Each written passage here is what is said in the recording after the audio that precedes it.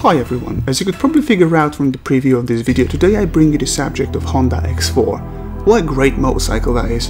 Unfortunately, because of a couple of shortcomings, it's never actually become a sale hit. And so the motorcycle was in the manufacturing process from 1997 up to 2003. In year 2000, the new variant of X4 was introduced, which was called Honda X4 LD.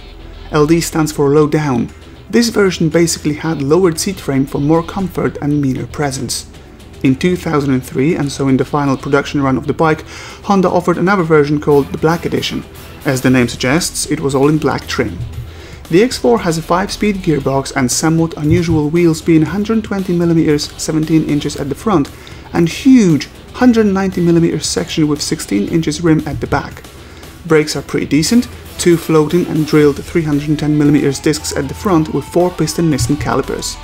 It's suspended more for comfort cruising rather than fast and crazy cornering. Nevertheless, it has solid 43mm forks and classy looking rear shocks. This bike is big and heavy. Weighing about 270 kilos ready to go, the X4 is not a ballerina. However, it handles pretty well for what it is. 15 liters tank gets emptied pretty quickly when you let the engine loose, but on the flip side, the very well engineered liquid-cooled heart that pumps in the frame of this beast rewards with almost endless longevity and more than surprising durability. As to expect from Honda, those power plants do not suffer from any failures. They are usually described as smooth, flexible and indestructible. The bike is equipped with a massive 4-cylinder engine that has 1284cc of displacement. It's got dual overhead camshaft, 16 valves, compression ratio of 9.6:1, and it's powered by 4 36mm old-fashioned carbs.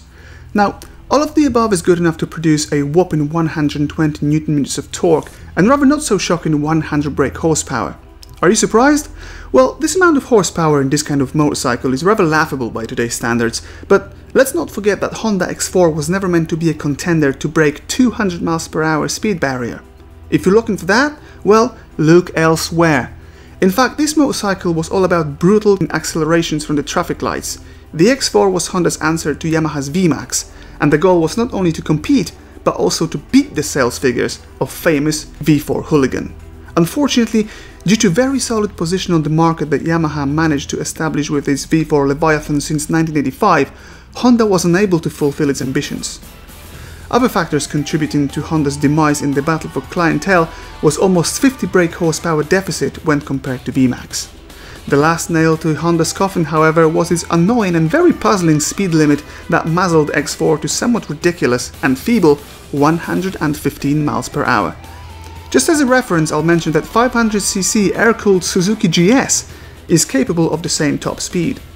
Unavailability in many European dealerships did not help either. Sadly, the X4 was only offered on Japanese market, which made it even more expensive when buyers decided to import it privately. All in all, this motorcycle is still a great buy. Why? Well, there's many reasons for it, but mainly it's because of its collectability and constantly appreciating value. Albeit, to a lot of fans of X4, the reason is something else, and it's simply the way it looks. And oh boy, I've got to say, it looks fucking ridiculous. Of course, this is in the most positive way. Thanks for watching.